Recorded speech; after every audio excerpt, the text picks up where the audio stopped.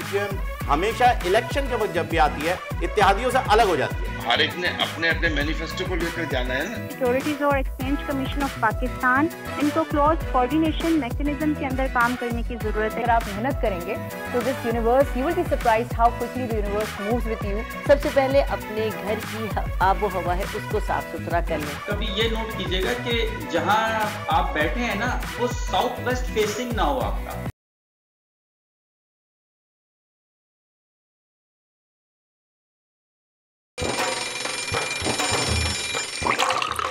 आजकल जिंदगी ही सुबह आउट ऑफ कंट्रोल है, दुनिया बोल है, दुनिया बोल है। अस्सलाम वालेकुम नाज़रीन, आप खुशामदीद कहते हैं आपके अपना प्रोग्राम दुनिया बोल है में, और मैं हूं आपका मेज़बान फ़हीम खान। मेरे साथ मौजूद हैं सैरिश। आजकल बहुत सारी ऐसी चीज़ें जो हैं हो रही हैं जो इंटरनेट पर हमें नज़र भी आती हैं और जिनके ऊपर हम बात भी बहुत ज़्यादा करते हैं, लेकिन हल क्या है, इसका हल तलाश करने की हमारी हमेशा से कोशिश रहती है। पर हम बेसिकली बहैसियत इंसान एक अच्छा दोस्त, एक अच्छा शख्स, एक ऐसा इंसान तलाश नहीं कर पा रहे हैं जिस पर हम भरोसा कर सकें, और यही हमारा आज का कोट ऑफ द डे भी है जो कि आपके साथ हम डिस्कस करेंगे अभी।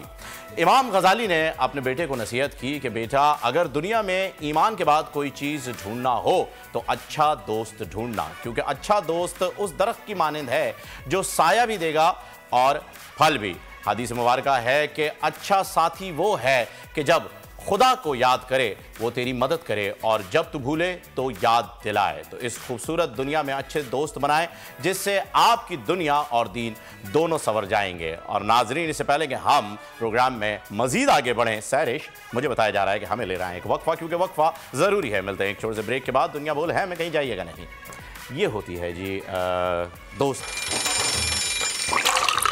आजकल जिंदगी ही सुबह आउट ऑफ कंट्रोल है, दुनिया।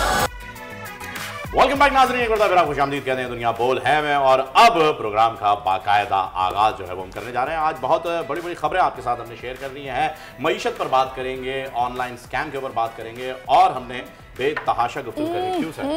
मेरी चाय में चीनी नहीं है। आपकी चाय मेरी चाय में चीनी बहुत कम है और इसका मुझे गिला है। और चाय देखिए, मैं ऑनर आ चुकी हूँ, अब चाय में चीनी कैसे मैं डालूं? देखिए जी, सबसे पहले तो मैं आपको ये बताऊं कि चाय में चीनी इस वजह से भी नहीं हो सकती है क्योंकि 100 रुपए से डायरेक्ट जंप करके 150 रुपए तक चीनी जो है वो पहुंच गई है। तो यानी हम कम पीना शुरू कर दें? अब हमें चाय कम पीनी होगी। अब बस दुआ ये कीजिए कि ऑक्सीजन पे पैसे ना लगाए हुकूमत, वरना सांस लेने पर भी जो है वो पाबंदी हो सकती है कि जी आप 1 से 1.5 घंटे तक सांस ले सकते हैं, 2 घंटे की छुट्टी, फिर उसी में जो है वो आबादी पर भी कंट्रोल हो जाएगा और सेंसस भी इजीली काउंट हो जाएगा। नहीं, वो बात आपकी बिल्कुल ठीक है, लेकिन ये बिल्कुल कोई सही हल नहीं है। वैसे तो वाकई हमारे प्रोड्यूसर साहब कह रहे हैं कि सेहत के लिए चीनी जो है ना वो बिल्कुल अच्छी नहीं होती। आजकल डायबिटीज़ के पेशेंट्स बहुत बढ़ते जा रहे हैं, लेकिन मैं ये बता दूं जनाब, शुगर जो होती है ना, मतलब डायबिटीज़, वो चीनी खाने से नहीं होती। Exactly, स्ट्रेस लेने से होती है, परेशान रहने से होती है। और देखें सरिश, मैं जो प्रोड्यूसर साहब है ना उनको ये भी जवाब दे दूं कि देखें, सेहत के लिए चीनी सही हो या ना हो, मईशत के लिए चीनी बहुत ज़रूरी है। पाक चीन दोस्ती जिंदाबाद। बहुत अच्छी बात आपने की। इसी के साथ बड़ी खबर पर नजर डालते हैं। मईशत की बहाली का मिशन, पाक फौज भी हम कदम। कोर कमांडर्स कॉन्फ्रेंस में इक्तिसादी मंसूबों में फौज के किरदार पर गुफ्तगू। कलदम TTP से मुतालिक अफगानिस्तान का मौक़िफ़ मुस्तरद। और इलेक्शन करीब आते ही इत्तेहाद इख्तिलाफात में बदलने लगे। हुकूमत की इत्तेहादी MQM का पुरानी हल्काबंदियों के तहत इंतखाबात पर एतराज़। क्या इस मसले का कोई हल मुमकिन है? जानेंगे आज के प्रोग्राम में। भारतीय आबी दहशतगर्दी ने दरियाए सतलुज के अतराफ आबादियों पर क़यामत ढा दी। बहावल नगर में पानी के तेज़ बहाव के बायस 3 मकामात पर आर्जी हिफाजती बंद टूट गए। सैलाबी पानी में फंसे अफराद को निकालने के लिए पाक फौज का रेस्क्यू ऑपरेशन। और पाकिस्तानी खवातीन का बड़ा कारनामा, तकनीकी लिहाज से दुनिया की सबसे मुश्किल चोटी हरामोश सर करने वाली डॉक्टर सना जमील और सोनिया बाबर आज दुनिया बोल है में होंगी हमारी मेहमान। इतना अच्छा लगता है ना कि आजकल हमारी खवातीन माशाल्लाह वो काम कर रही हैं कि दंग रह जाता है इंसान कि यार सिनफ़े नाजुक बस कहने को है, अदरवाइज बहुत मजबूत और स्ट्रॉन्ग खवातीन है। आगे बढ़ते हैं जनाब, कुछ ट्रेंड्स की तरफ आते हैं। तो ट्रेंड पहला, जो हमने देखा है वो पाकिस्तान वर्सेस श्रीलंका है, क्योंकि पाकिस्तान मुकाबला श्रीलंका इस वक्त आप देख रहे हैं कि मैच जारी है। गाल टेस्ट में बारिश और क्रिकेट का सख्त मुकाबला हो गया है। पाकिस्तानी बल्लेबाजों ने पहली इनिंग्स में कुछ लड़खड़ा गए। आगा सलमान और सऊद शकील ने बैटिंग की लाज रख ली है। बिल्कुल ये ऐसा ही है। दूसरे दिन के खेल के इख्तिताम पर 5 विकेटों के नुकसान पे शाहीनों ने 221 रन बना लिए हैं और खेल जो आज खेला जाएगा दूसरे रोज का, वो देखा जाएगा कि क्या होता है और क्या नहीं होता। फिलहाल तो जो नए लड़के जिनके ऊपर ऑब्जेक्शन चल रहा था वही काम में सामने आए हैं सहरिश। बाकी जितने भी हमारे, चाहे वो मौजूदा कप्तान हो चाहे वो साबिक कप्तान हो, दोनों की विकेटें लड़खड़ाती हुई बहुत ही जल्द हमें नजर आ गई। चले जी, साथ में बारिश भी है 500 दिन, तो देखते हैं कि क्या सूरत हाल रहती है। अलबत्ता दूसरा जो ट्रेंड है वो डॉक्टर अमजद साकिब ट्रेंड कर रहे हैं। कुव्वत के बानी और चेयरमैन हैं डॉक्टर अमजद साकिब को global man of the decade के अवार्ड से नवाज दिया गया है। उन्होंने अपना ये एजाज़ पाकिस्तानी कौम के नाम कर दिया है। हिल्टन लंदन में होने वाली एक तकरीब में उन्हें global man of the decade का अवार्ड अता किया गया। तकरीब में 35 ममालिक के मौसर तरीन अफराद ने शिरकत की, जिनमें डॉक्टर अमजद साकिब एजाज़ के हकदार करार पाए और इस ट्रेंड में अब तक लातादाद सारिफीन अपने ट्वीट्स कर चुके हैं। जी बिल्कुल ऐसा ही है और सब लोगों ने जो है वो इन्हें सराहा है, साथ साथ मुबारकबाद भी दी है और डॉक्टर साहब मुबारकबाद के मुस्तहिक हम भी दे देते हैं मुबारकबाद। हम भी दे देते हैं डॉक्टर साहब आपको पूरी कौम की जानिब से और दुनिया बोल है कि तमाम नाजरीन की जानिब से बहुत बहुत मुबारक हो। जी सारी। हाँ जी जनाब, और तीसरा ट्रेंड है जनाब परवेज खटक साहब के हवाले से। नई जमात सामने आ गई है। पहले हमें इस्तेहकाम पाकिस्तान पार्टी दिखाई दी थी, अब पीटीआई पार्लियामेंटेरियंस के नाम से एक नई पार्टी बन गई है जो कि बनाई है परवेज खटक साहब ने। और वीडियो पैगाम में परवेज खटक ने दावा किया कि उन्हें 57 साबिक पीटीआई अरकान असेंबली की हिमायत हासिल है। तो जनाब ये जो टूट फूट हो रही है, अब देखते हैं कि ये पार्टी क्या असर छोड़ती है। कुछ आगे आने वाले दिनों में ही पता चलेगा, क्योंकि इलेक्शन भी अब सर पर आ गया है। तो खैर ये थे वो तमाम ट्रेंड्स जिन पर लोगों ने ट्वीट्स किए, अपने ख्यालात का इजहार किया है। कराची वालों से नाइंसाफी कब तक होगी? शहर की आबादी कम दिखाकर कौमी असम्बली में नुमाइंदगी से महरूम क्यों रखा जा रहा है? कराची दुनिया के कई ममालिक से बड़ा शहर है, लेकिन ना हल्का बंदियां ठीक होती हैं ना मरदमशुमारी पर सियासी जमातों को एतमाद है कि और अब इलेक्शन सर पर है। कल हमने आपको बताया था कि वजीर दाखिला राना सनाउल्लाह ने पुरानी मरदमशुमारी पर ही इलेक्शन करवाने का ऐलान किया है, जिसके बाद MQM के डिप्टी कन्वीनर खालिद मकबूल सिद्दीकी ने इस अमल को चोर दरवाजे ढूंढने के मुतरादिफ करार देते हुए सख्त एहतजाज का फैसला किया है। बिल्कुल, इस पर फहीम बात करने के लिए अरशद वोहरा साहब हमें ज्वाइन कर चुके हैं। अरशद साहब, रहनुमा MQM पाकिस्तान हमारे साथ हैं, बहुत शुक्रिया आपके वक्त का। अरशद साहब, आप लोगों का तो शुरू से ही ये मौक़िफ़ है कि पहले सेंसस कराया जाए, कराची की आबादी को मुकम्मल सही तरीके से गिना जाए, उसके बाद इलेक्शन हो। आप लोग अदालतों में भी गए, लेकिन अब फिर जो इलेक्शन हो रहा है वो इसके बगैर हो रहा है। तो क्या आप लोगों ने सोचा है, क्या करेंगे अब? देखिए, हमारी तो जैसा भी आपने कहा कि हमारी डिमांड यही है कि नए जो सेंसस हुए हैं वो नए सेंसस की बेस पर नई हल्का बंदियां होनी चाहिए। आर्टिकल 14 जो कॉन्स्टिट्यूशन का है वो भी यही कहता है कि नई मरदमशुमारी के बाद हर इलेक्शन से पहले अगर मरदमशुमारी हो चुकी है तो 4 माह पहले नई हल्का बंदियां होनी चाहिए। अच्छा अरशद साहब, ये एक और बात ऐड कर लीजिएगा इसी सवाल के साथ ही कि अभी टाइम बहुत कम रह गया है इलेक्शन में। अगर हम देखें तो 90 दिन से ज्यादा टाइम नहीं रहेगा अगस्त शुरू होते ही। तो क्या ये मुमकिन हो सकता है कि ये डिमांड आपकी पूरी हो सके? देखिए, 2017 का जो मरदमशुमारी हुई थी ना, और 2018 के जो इलेक्शन हुए थे उसमें प्रोविजनली 2017 की मरदमशुमारी को एक्सेप्ट मरदमशुमारी की बेस पर 2018 के इलेक्शन हुए थे और प्रोविजनली उसको एक्सेप्ट किया था असेंबली ने। तो आज भी असेंबलियां मौजूद हैं, आज भी असेंबली इसको प्रोविजनली एक्सेप्ट करके इस मरदमशुमारी के रिजल्ट को अब दो या 3 दिन रह गए शायद इस मरदमशुमारी को कंक्लूड होने में, और उसके बाद फिर जो है उन्हें रिजल्ट दे देना है, जो भी रिजल्ट है। उसके बाद आपका जो प्रोसीजर है हल्का बंदियां का, वो 4 महीने का प्रोसीजर नहीं है। 4 महीना तो कानून कहता है कि 4 महीने पहले हल्का बंदियां होनी चाहिए। तो आप हल्का बंदियां नहीं कर दें जो अभी की एग्जिस्टिंग हल्का बंदियां हैं आपके सामने। जब जब आप लोगों की ज़रूरत पड़ती है हुकूमत को, आप लोग साथ देते हैं, अपने मुतालिबात सामने रखते हैं, आपको यकीन दहानी कराई जाती है, लेकिन वो मुतालिबात जूं के तूं रहते हैं और आप लोग भी बस देखते रह जाते हैं। अब भी क्या आपको लगता है कि जो निगरान सेटअप बनेगा, आपकी इस राय को या आपके इस मुतालबे को उसमें शामिल किया जाएगा और कुछ सुनवाई होगी?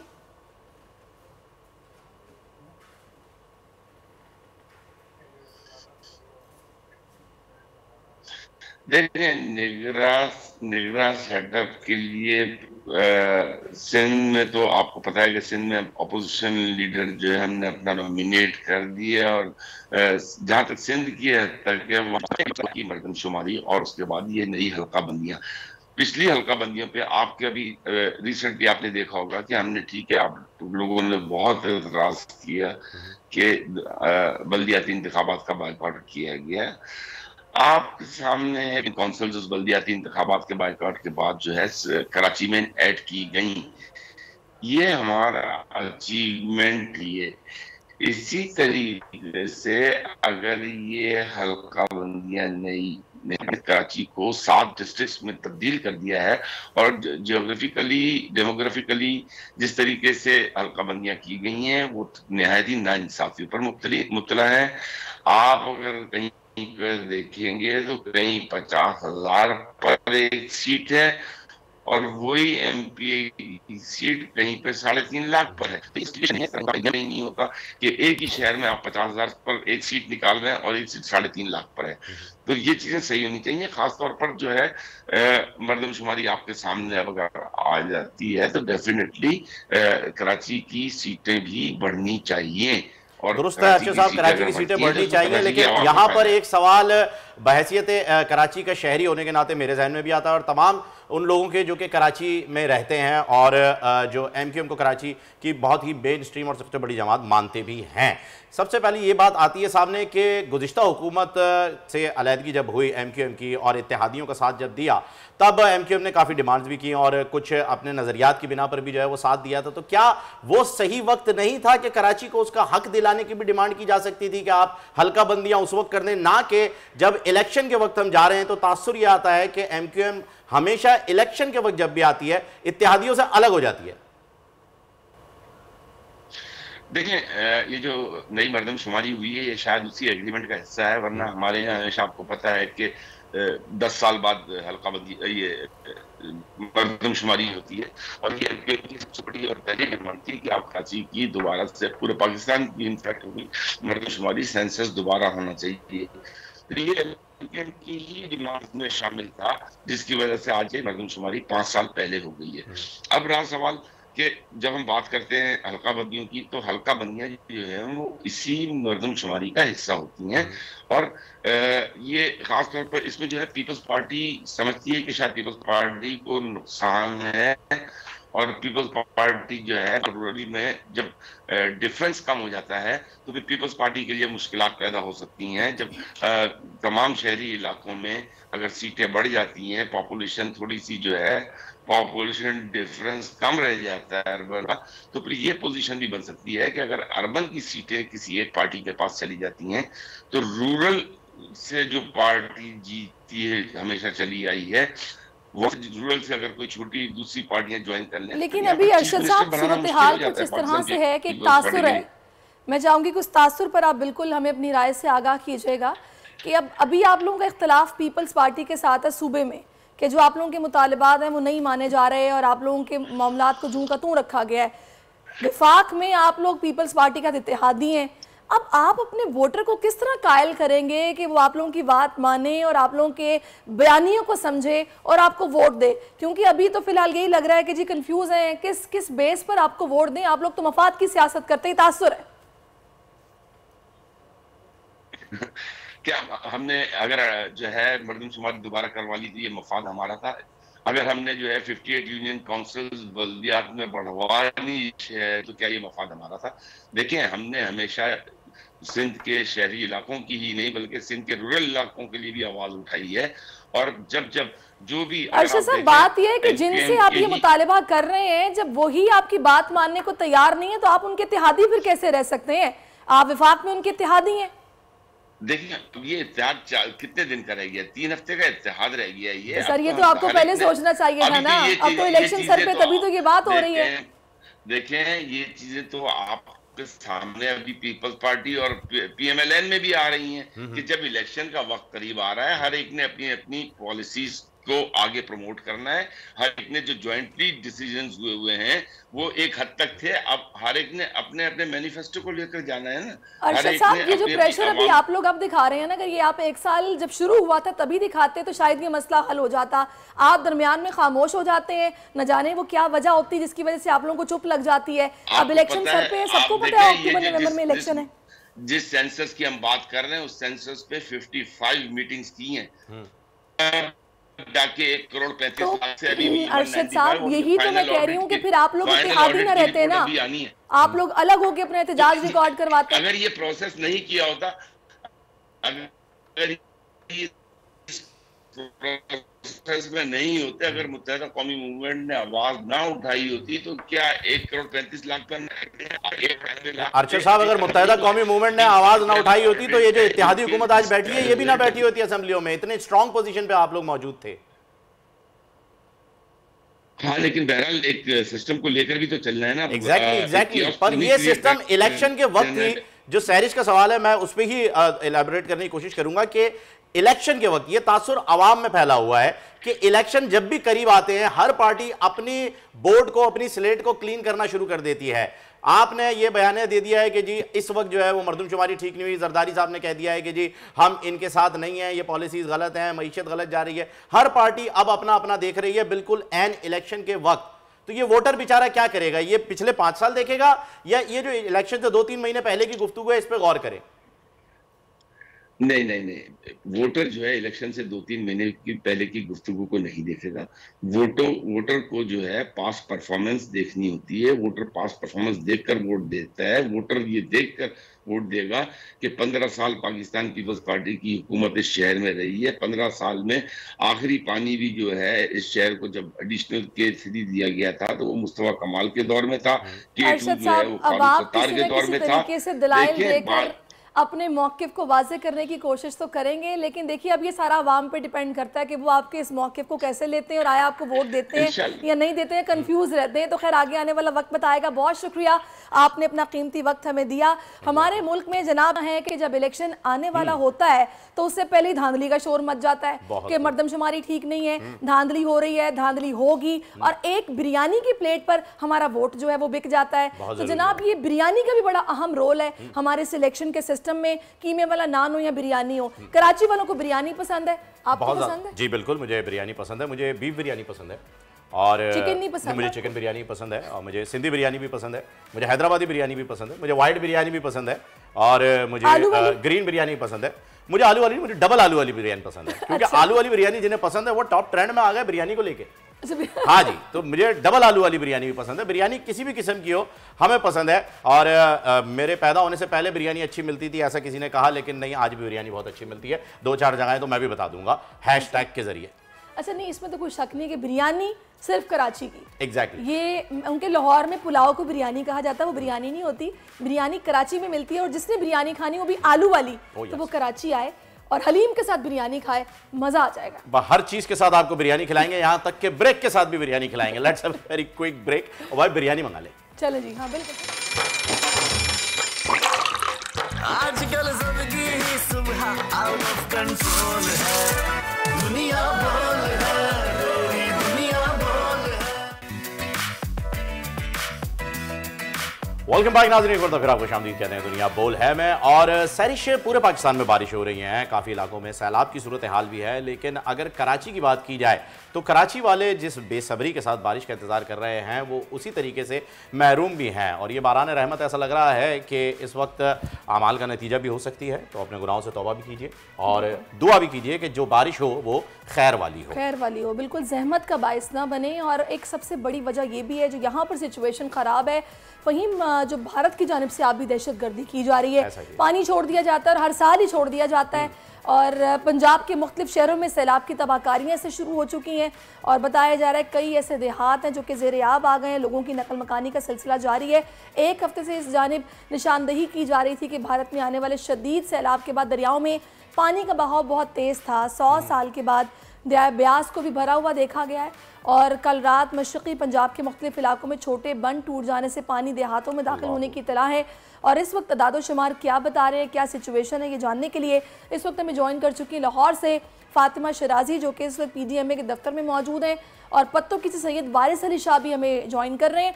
तो पहले हम फातिमा की तरफ चलते हैं। पहले फातिमा बताइएगा, PDMA के दफ्तर में आप मौजूद हैं, यहाँ पर क्या फैक्ट्स बताए जा रहे हैं, सिचुएशन क्या है ऑन ग्राउंड? जी बिल्कुल, हालिया मानसून बारिशों के पेश नज़र जो है पंजाब के मुख्तलिफ दरियाओं में कहीं निचले दर्जे का और कहीं दरमियाने दर्जे का सैलाब जो है वो रिकॉर्ड किया गया था। PDMA की रिपोर्ट के मुताबिक हेड सिलमानकी में 84,570 क्यूसिक पानी का अंदराज रिकॉर्ड किया गया, जबकि अखराज जो है वो भी 84,570 रिकॉर्ड किया गया। अब तक की जो रिपोर्ट है वो 65,480 क्यूसिक हो चुकी है।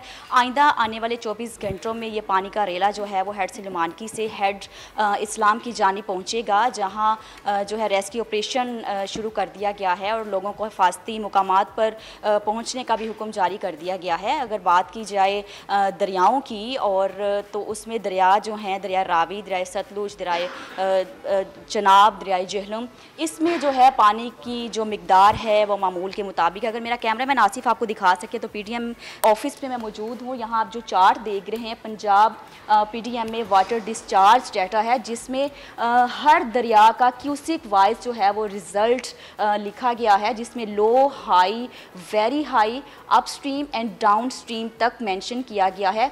अगर ये जूम करके दिखाएं तो आप इजीली देख सकते हैं कि तमाम दरियाओं की जो पोजीशन है इस टाइम वो नॉर्मल है।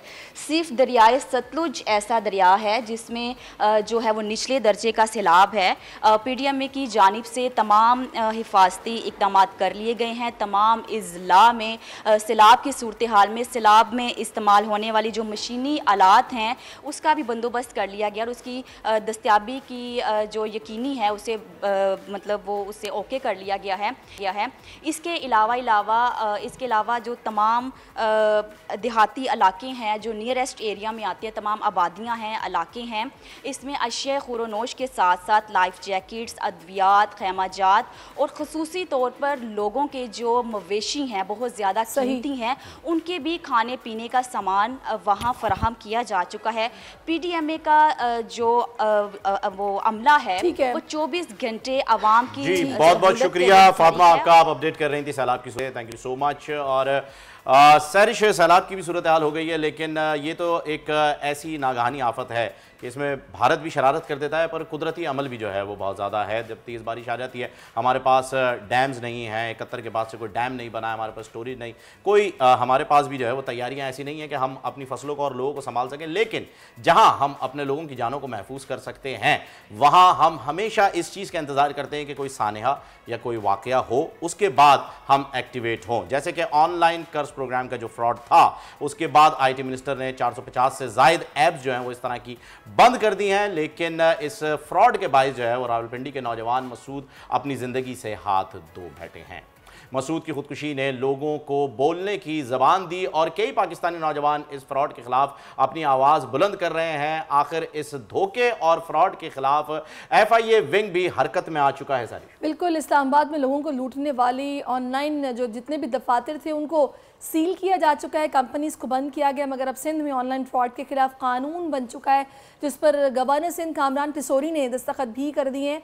आखिर इस फ्रॉड के बायस लोग किस तरह ज़हनी अजियत का शिकार होते हैं और किस तरह इस फ्रॉड से अवाम महफूज रह सकती है, इसी पर बात करने के लिए बैरिस्टर रदा ताहिर हमें ज्वाइन कर चुकी हैं, उनसे बात करते हैं। रदा, thank you so much for your time. मुझे ये बताइएगा, कानून जो बना है सिंध में स्पेशली, जिस पर दस्तखत भी हो गए हैं, हमारे नाज़रीन के लिए बताइएगा क्या कानून बना है, क्या सजाएं होंगी?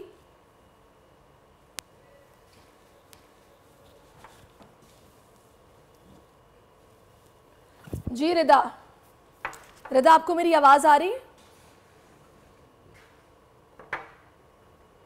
आई थिंक सो रिदा को हमारी दोबारा आवाज कनेक्ट कर नहीं आ लेंगे रही उन्हें, है, बड़ी लेकिन अच्छी बात है। सर देखें वो एक मिसाल मशहूर है कि जी अच्छा आदमी था, ये सुनने के लिए मरना पड़ता है। इसी तरीके से जब आपको कोई मालूम है कि एक फ्रॉड हो रहा है, जब ये हुआ था जिस दिन ये वाक़या पेश आया था उसी दिन हमने FIA के साबिक डिप्टी डायरेक्टर को भी हमारे साथ इसी शो में लाइन पे लिया और उन्होंने कहा ये सब तो होता रहता है और ये होता रहेगा, हम इसमें कुछ कर नहीं सकते, कानून बना हुआ है लेकिन इम्प्लीमेंट नहीं हो सकता। अच्छा, मेरे ज़हन में जो भी सवाल आ रहा है ना फ़हीम, वो ये आ रहा है कि ये जो ऐप्स बंद हो गई हैं 450 के करीब, जाहिर है इन्होंने बहुत सारे लोगों को फैसिलिटेट किया होगा।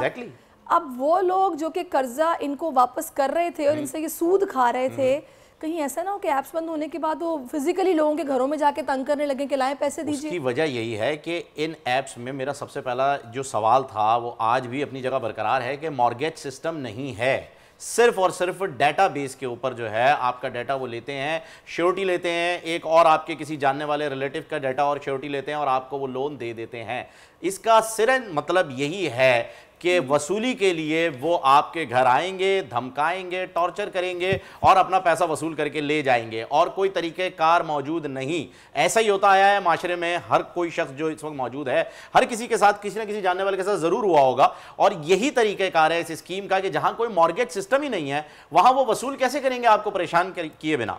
बिल्कुल आप ठीक कह रहे हैं, लेकिन अब ऐसे में अगर तो ये सिचुएशन है तो ऐप्स बंद करने के बाद चेक एंड बैलेंस रखना भी बहुत ज़रूरी है कि आया ये लोग इस तरह से लोगों को टॉर्चर तो नहीं कर रहे, परेशान तो नहीं कर रहे, क्योंकि अच्छा खासा पैसा ये वसूल कर चुके हैं सूद की मद में। आपने खुद देखा कि रावलपिंडी में जो ये शख्स ने खुदकुशी की है, मसूद नामी शख्स ने, कहाँ वो कर्जा 8 लाख तक पहुंच गया सूद पे कर करके।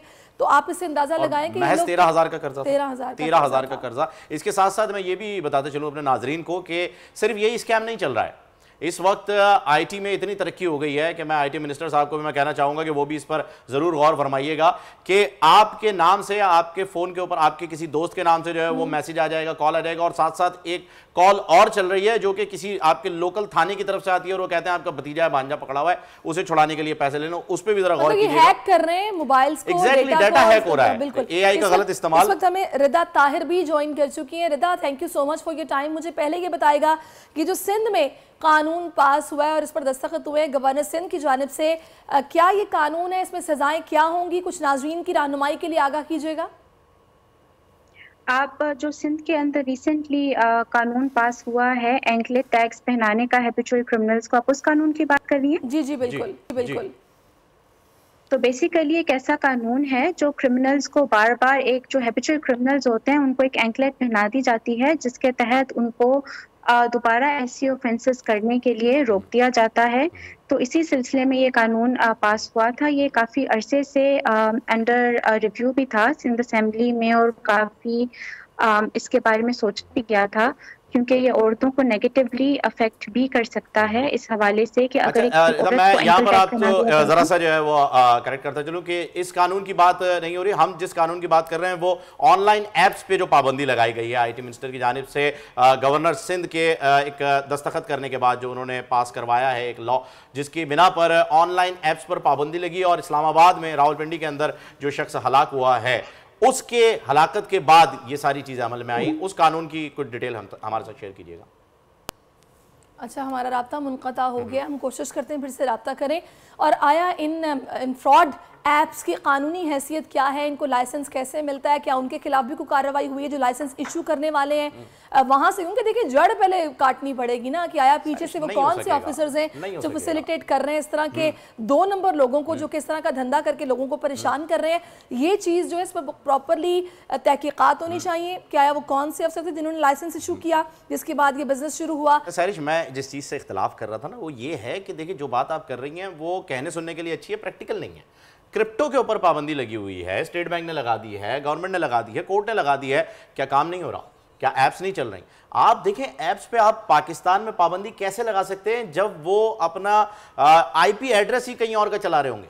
आप नहीं पकड़ सकते उनको। आपके लिए, आपको इसके लिए एथिकल हैकर्स की ज़रूरत है। एथिकल हैकर्स की पूरी टीम होनी चाहिए जो आपकी साइबर सिक्योरिटीज़ के लिए काम करे। हम साइबर सिक्योरिटीज़ के लिए काम नहीं कर पा रहे हैं, हमें थ्रेट्स आती हैं, हम पर अटैक होता है, हम उस अटैक को भी, साइबर अटैक को भी जो है वो नहीं लगा सकते, हम उससे बच नहीं सकते, हम हैकर्स के साथ जो है वो बातें कर लेते हैं। बिल्कुल, रिदा हमारे साथ हैं, फिर से उनसे इस मौजू पर बात करते। रिदा, बताइएगा कि इसमें क्या सूरत हाल होती है, कानून क्या कहता है, ये जितने भी लोग जो कि ऐसा 2 नंबर धंधा कर रहे हैं या फिर इलीगल ऐप्स को चला रहे हैं, उनको पकड़ना और उनके खिलाफ कार्रवाई कैसे मुमकिन है?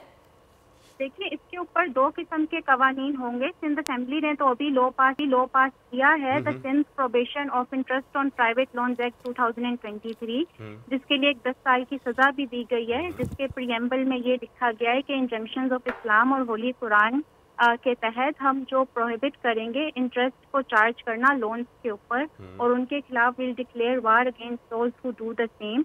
इसके लिए इंटरेस्ट की डेफिनेशन भी दी गई है। इसके ऊपर इंटरेस्ट की प्रोबेशन का, अगर कोई गाड़ी खरीदे उसके ऊपर भी इंटरेस्ट की प्रोबेशन दी गई है और पेनल्टीज भी दी गई हैं। लेकिन जो भी रिसेंट अगर आप जो वाकया उसके हवाले से कनेक्ट करें तो उसको फेडरल लॉ जो कि prevention of electronic crimes act Paika 2016 है, वो उसको गवर्न करेगा, क्योंकि ये इलेक्ट्रॉनिक क्राइम्स हैं। तो फेडरल जो इन्वेस्टिगेशन अथॉरिटी है वो पैका के तहत इन क्राइम्स के ऊपर रखती है, और उसके जो सेक्शंस हैं उस तरह की फ्रॉड के हवाले से तो वो करते, क्योंकि ये 2 डिफरेंट इश्यूज हैं। एक इशू है कि फ्रॉड हो रहा है और एक इशू है कि अभी एक बिल सिंध के अंदर पास हुआ है जो प्रोबेशन करता है इंटरेस्ट के ऊपर। तो ये 2 बिल्कुल ही डिफरेंट चीजों। अच्छा रजा साहिबा, ये अगर फ्रॉड की हम बात कर लेते हैं, ये तो इंटरेस्ट पे जो हो रहा है ये तो खैर एक इजाफी अमल हुआ और बहुत ही अच्छी बात है, ऐसा फेडरल में भी होना चाहिए। अगर हम बात करें सिर्फ फ्रॉड की तो इसका तरीकाकार बताइए। मिसाल के तौर पे हमारे नाजरीन में से अगर किसी के साथ इस वक्त ये फ्रॉड हो रहा है, वो कहां कंप्लेन करेंगे, किस तरीके से इस कंप्लेन को आगे बढ़ाया जाएगा और क्या चार्जेस होंगे जो कि वो उनके खिलाफ लगा सकते हैं जिन्होंने फ्रॉड किया है उनके साथ? इसके पास जुरिस्डिक्शन जैसा कि मैंने कहा FIA की होगी, तो FIA के तहत वो FIA को ऑनलाइन कंप्लेन भी कर सकते हैं, उनकी वेबसाइट पे जाके या उनके दफ्तर जाके भी कंप्लेन की जा सकती है। इसके अंदर FIA के एक तो होगा एक्ट पैका का, prevention of electronic crimes act 2016, लेकिन उसके जो रूल्स हैं उसके अंदर जो प्रोसीजर उनके इन्वेस्टिगेशन ऑफिसर्स फॉलो करेंगे उसकी इंफॉर्मेशन उनके अंदर दी गई है, जिसका मतलब ये है कि अगर इलेक्ट्रॉनिक फ्रॉड होता है जो सेक्शन 14 के थ्रू गवर्न होता है तो भी वो FIA को कंप्लेन करेंगे। और अगर साइबर स्टॉकिंग की जाती है, जिसका मतलब ये है कि फ्रॉड करने के बाद वो बार बार इंटिमिडेट कर रहे हैं, हरास कर रहे हैं, जिसकी वजह से एक इंसान ने अभी अपनी पाकिस्तान के अंदर जान भी खो बैठी सुसाइड करके, तो वो सेक्शन 14 और सेक्शन 24 पैका एक्ट का अप्लाई होगा। इसमें ये चीज़ अभी समझने की बहुत ज़्यादा ज़रूरत है कि सिक्योरिटीज़ और exchange commission of Pakistan FIA जो कि फेडरल इन्वेस्टिगेशन अथॉरिटी है और पाकिस्तान टेलीकम्युनिकेशंस अथॉरिटी PTA, इनको क्लोज कोऑर्डिनेशन मैकेनिज्म के अंदर काम करने की ज़रूरत है, क्योंकि जहां तक हम FIA की बात करते हैं अगर वहां पे कंप्लेन होती है तो वो इसकी इन्वेस्टिगेशन कर सकते हैं, जिसका जो केस है वो स्पेशल FIA जो है वो इसकी इन्वेस्टिगेशन कर सकते हैं और ऑनलाइन उनकी वेबसाइट के ऊपर ये कंप्लेन भी की जा सकती है। बहुत बहुत शुक्रिया रिदा, आप हमारे साथ थी और उम्मीद कर नाजरीन है उन्हें अब पता चल गया होगा कि अगर उनके साथ ऐसा कोई फ्रॉड हो रहा है तो वो FIA की वेबसाइट पे जाके इस कंप्लेन को फाइल कर सकते हैं। बिल्कुल जरूरी है भाई, अब जितना ज्यादा ये फ्रॉड बढ़ता जा रहा है, अगर आप लोग इंडिविजुअली अपना अपना रोल प्ले नहीं करेंगे, डरेंगे तो कुछ नहीं होगा। जाएं जाके रिपोर्ट दर्ज कराएं ताकि इनको भी पता चले कि भाई लोग अब बोलते हैं, बात करते हैं, और घबराने की जरूरत नहीं है। घर वालों से या रिश्तेदारों से या माशरे में क्या जाएगा क्या नहीं रहेगा, ये एक जुर्म हो रहा है, इसके खिलाफ जरूर बात कीजिएगा। और अब सहरिश हम प्रोग्राम में शामिल करेंगे क्रिकेट, क्योंकि क्रिकेट जो है वो हमारा जुनून है, जोश है। गॉल टेस्ट में पाकिस्तान ने श्रीलंका के खिलाफ पहली इनिंग में 5 विकेटों के नुकसान पर 221 रन बना लिए हैं, लेकिन खसारा खत्म करने के लिए मजीद 91 रन दरकार हैं। श्रीलंकन टीम पहली इनिंग में 312 रन बनाकर आउट हुई थी और इसमें मजीद डिटेल के साथ बात करेंगे। हमारे साथ क्रिकेट की दुनिया के शदीद एक्सपर्ट सोहेब अलवी साहब मौजूद हैं। अस्सलाम वालेकुम सोहेब साहब। वालेकुम सलाम। ये एक्सपर्ट तो सही है, शदीद समझ में नहीं आया। सर ये PSL में हमें पता चला था, वैसे इससे पहले भी हमें मालूम तो था, लेकिन जब PSL में मैं और आप पूरा हमने चिल्ला काटा था 40 रोज का, तब हमें पता चला माशाल्लाह कितने शदीद और शिद्दत के साथ आप एक्सपर्ट हैं। ये तो आपको पता है अंदाज है फहीम का।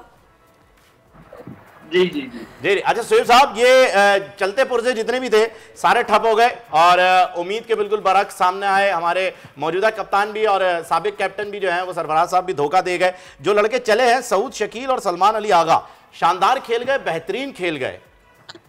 देखिए क्रिकेट की एक खूबसूरती है कि बार दफा आपका जो नंबर 1 खिलाड़ी होता है, नंबर 2 खिलाड़ी होता है, वो फेल हो जाता है और आपके वो खिलाड़ी जिनसे आपको ज्यादा उम्मीद नहीं होती, तजुर्बेकार नहीं होते, वो सामने उभर के आते हैं। इसी तरह बड़े खिलाड़ी बनते हैं। अब देखिए सऊद शकील की आप बात कर रहे हैं, सऊद शकील एक्चुअली उससे ज्यादा एक्सपेक्टेड था, सबसे ज्यादा। आपको पता है कि वो 6 लगातार टेस्ट मैचेस में कम से कम एक इनिंग में 50 अबूर कर चुका है। बिल्कुल। अगर उसने अगले टेस्ट में भी एक 50 किसी एक इनिंग में बना लिए, वो दुनिया की क्रिकेट हिस्ट्री का 150 पौने 200 साल की जो क्रिकेट हिस्ट्री है उसमें वो पहला खिलाड़ी होगा जिसने अपने पहले 7 टेस्ट मैचेस में कम से कम 50 बनाए। 6 में तो बना चुका है, इन वर्ल्ड रिकॉर्ड के करीब है। ये हल्का ना लें आप सऊद शकील को भी। और तो सुहेब साहब हमें इससे सबक सीखना चाहिए ना। ये बिल्कुल, ये सऊद शकील जितना टाइम बाहर रहे, फिर जब मौका मिला तो उन्होंने खुद को मनवाया। हम इस चीज़ से सबक क्यों नहीं सीखते? हम क्यों नहीं सबको मौका देते कि ये भी प्रेशर बर्दाश्त करें, ये भी खुद को प्रूव करें? हम वही चले हुए सिक्कों को चलाते रहते हैं, फिर चल गया तो चल गया, ना चला तो जनाब it's all about luck, every day is not a good day. बिल्कुल ये होता है, और ये सिर्फ पाकिस्तान में नहीं और टीमों में भी होता है। आप देखें डेविड वार्नर को कितनी लंबी इनिंग्स मिली, आरन फिंच इवेंचुअली 2 साल के बाद कोलैप्स होते होते फिर रिटायर हो गया, और इसी तरह जैक क्रॉली इंग्लैंड का ओपनर है। ये हर जगह होता है, लेकिन हमारे यहाँ कुछ ज्यादा होता है, मान लिया। लेकिन ये है कि देखिए जिस वक्त मौका मिला है, सऊद शकील ने और आगा सलमान ने अपने दोनों हाथों से मौका अपनाया है और अपनी जगह मुकम्मल कर ली। और अब सीनियर प्लेयर्स के ऊपर प्रेशर है कि अगर ये रन बना सकते हैं इस पिच पे अगेंस्ट दीज बॉलर्स, तो फिर आपके ऊपर बहुत प्रेशर है सेकंड इनिंग्स में और सेकंड टेस्ट में। ऐसे ही शोएब भाई, अच्छा ये आप जरा मैच पे बात करते हैं। ये तो हमारी कप्तानी की बात हो गई और सिलेक्शन की हो गई। मुझे ये बताइएगा कि हमारी बल्लेबाजी हमेशा की तरह इस बार भी जो है वो कोलैप्स कर गई है। हम बॉलिंग के अंदर बहुत ही स्ट्रांग चलते हैं, लेकिन हमारी बैटिंग ऑर्डर किसी भी फॉर्मेट में हम बात करें, चाहे वो T20 हो, चाहे वनडे हो, चाहे वो टेस्ट हो, जब हमारी विकेटें गिरना शुरू होती हैं तो धड़ धड़ धड़ धड़ धड़ करके गिरना शुरू हो जाती हैं। ये क्या वजह है?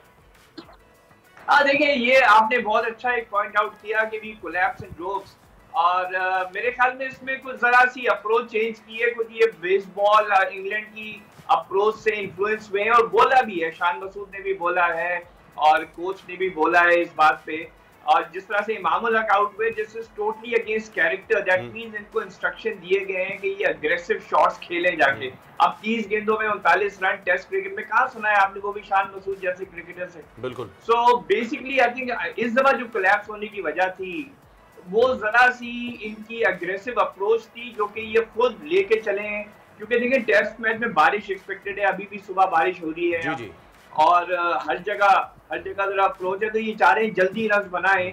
लेकिन आई सपोज ये पाकिस्तान की हिस्ट्री रही है, आपने बिल्कुल सही पॉइंट आउट किया कि 4-5 विकेटें हर टेस्ट मैच में कम से कम एक इनिंग ऐसी आती है जिसमें आपके 3-4 एकदम से लगातार आउट हो जाते हैं। इसके ऊपर जोर करने की जरूरत है। मेरे ख्याल में ये होना चाहिए कि अगर आपके 2-3 जल्दी आउट हो गए तो। अच्छा वैसे सुहेब साहब, मजे की बात ये है कि हम एंकर्स को भी अब ना कुछ सवालात ऐसे हैं जो कि याद हो चुके हैं कि हमें पता है कि हमारी टीम ने परफॉर्म ही ऐसा करना है और हमें बात ये करनी है।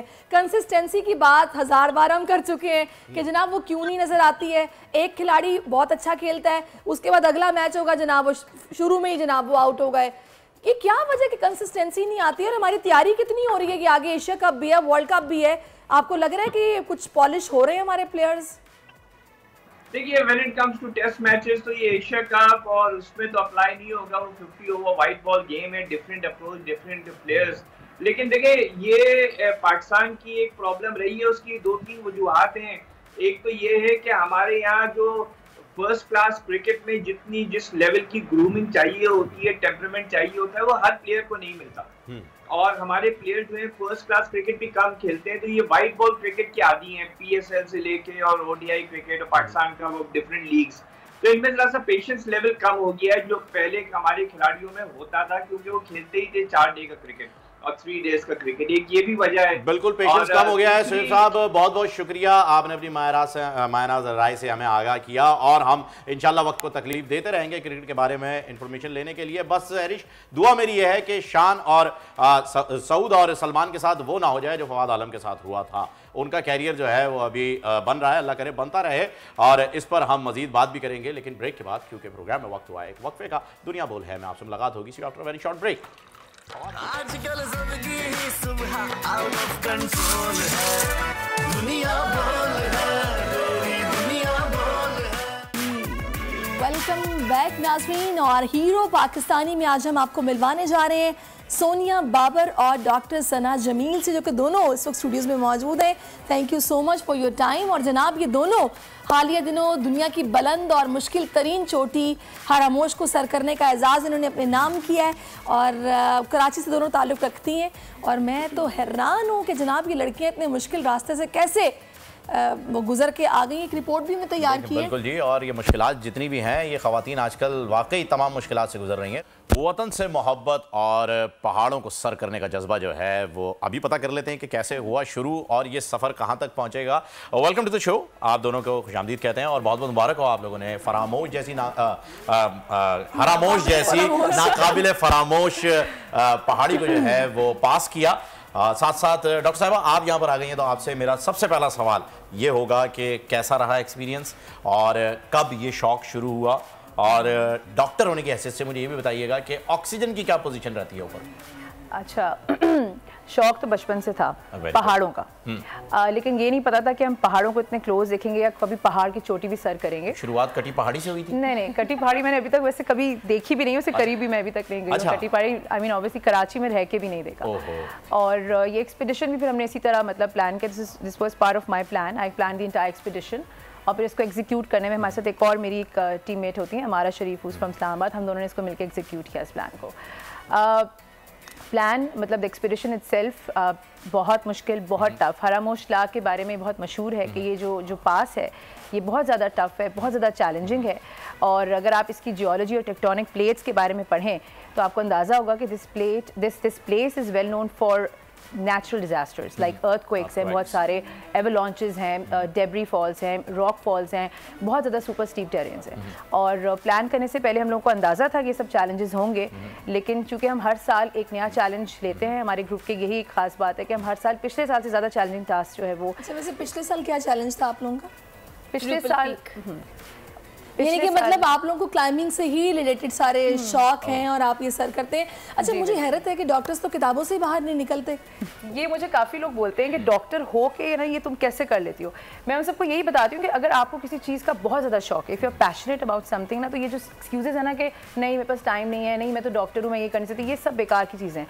Once you are passionate about something, these are all lame excuses. You will carve out ways for yourself no matter what. और सारी डॉक्टर होने का एक फ़ायदा और भी है ना, खुदा ना खास्ता अगर कोई चोट लग जाए तो अपना ट्रीटमेंट खुद ही कर सकते हैं वहाँ पे, इसीलिए इतने डिफिकल्ट जगहों पे लोग चले भी जाते हैं। साथ साथ ये बताइएगा कि आप हर साल अपने चैलेंज को मल्टीप्लाई कर देते हैं, तो हरामोश के बाद कौन सा नेक्स्ट ईयर के लिए चैलेंज आप लोगों ने फाइनलाइज किया? सना आपसे। सोनिया असल में ये तो हम डिस्क्लोज करते नहीं है बिल्कुल भी। अच्छा। हर दफ़ा जो है इसी तरह सरप्राइज फेंकते हैं और फिर मीडिया पे छा जाते हैं। अरे वाह। तो अगर नेक्स्ट टाइम भी आप वेट करें इंशाल्लाह। हम लोग डिफरेंट होते हैं, हर दफ़ा ग्रुप में कोई ऐड होता है, कोई माइनस होता है, कोई एक प्लान अपना बताता है कि यार ये करते हैं या ये करते हैं, फिर सब मिलकर उसको डिसाइड करते हैं कि इस पर चलते हैं, थोड़ा सा डिफरेंट हो जाएगा। इस दफ़ा हमें पता था कि मुश्किल है, लेकिन इतना जानलेवा होगा ये हमें बिल्कुल आइडिया नहीं था। वहाँ जाकर डिस्क्लोज ना करने की वजह कहीं ये तो नहीं नजर लग जाती है सरिश?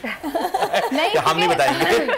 नहीं, क्योंकि हमारा ये होता है कि हम ऐसी जगह एक्सप्लोर करें जहाँ हमसे पहले कोई गया ना हो, कोई पाकिस्तानी खातून ना गई हो स्पेशली, तो अगर हम बता देंगे तो कुछ चला जाएगा। अच्छा ओके। अच्छा, मुझे ये बताएगा सोनिया कि आप माशाल्लाह मैरिड हैं जी, और आपके बच्चे भी हैं जी, तो ये आप कैसे मैनेज करती हैं? मतलब बच्चे हों तो ख़वातीन तो कहती हैं भाई अब जो है इन्हीं के साथ अब बिजी रहते हैं, टाइम नहीं मिलता, और वो भी इतना एडवेंचरस प्लान।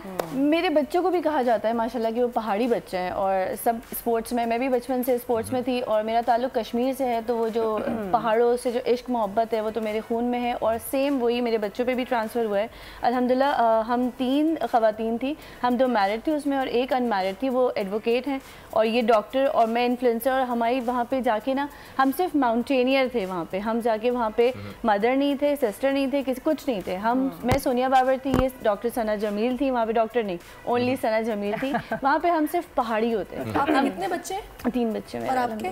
मेरी 2 बेटियां अल्हम्दुलिल्लाह। माशाल्लाह, यानी कि बच्चों को घर छोड़ के शोहरों के हवाले करके कि आप जिम्मेदारी निभाएं। और ये जनाब अच्छा इनका माउंटेन क्लियर करने के लिए फिर शौहर जो है वो बेचारे मुस्तहिक हुए ना इस दाद के। बिल्कुल, एक अलग पहाड़ सर कर रहे होते हैं हमारी फैमिली वाले, हम एक अलग पहाड़ सर। जब हिमालय है, इनकी सपोर्ट के बगैर तो कोई औरत नहीं कर सकती। जरूरी है। अच्छा, मैं ये चाहूंगी आप दोनों क्योंकि नाकाबिले फरामोश भी से कह रहे हैं आप, तो अपना एक्सपीरियंस बताएं जो कि आप हमेशा आपको याद रहेगा, वाकया कोई कैसा जो इस जर्नी के दौरान पेश आया। आई गेस हम दोनों का सेम है। अच्छा। जिस दिन ज़ल्ज़ला आया था और हमें गार में रुकना पड़ा था, वो दिन कट नहीं रहा था और वो शाम के 5 बजे थे और लेकिन लग रहा था कि पता नहीं कितनी रात होगी, कितना दिन बाकी है।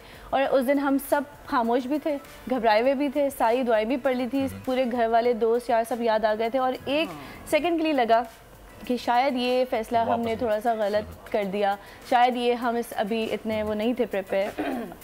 वो दिन बड़ा क्या ये वो मौका था जहाँ आपके जहन में आया हो कि चलें वापस चलते हैं? नहीं, वापसी का तो नामुमकिन, क्योंकि वो वापसी वाला रास्ता जो था वो हम गुजार के कुछ अच्छा मिल जाए, तो वापसी तो हमने सोच दिया था कि वापस इस रास्ते से वापस नहीं जाने वाले। क्योंकि क्या सोच रही थी सना आप उस वक्त? मैं ये सोची थी बस ये रात जो मुझे उस गार में गुजारे थे ना, बस ये रात गुजर जाए। मुझे बेसिकली हम लोग जब कैंप साइट्स में होते हैं, कैंपिंग करते हैं, तो मुझे ना नींद का ज़रा इशू है, मैं नहीं सो सकती, मुझे नींद नहीं आती।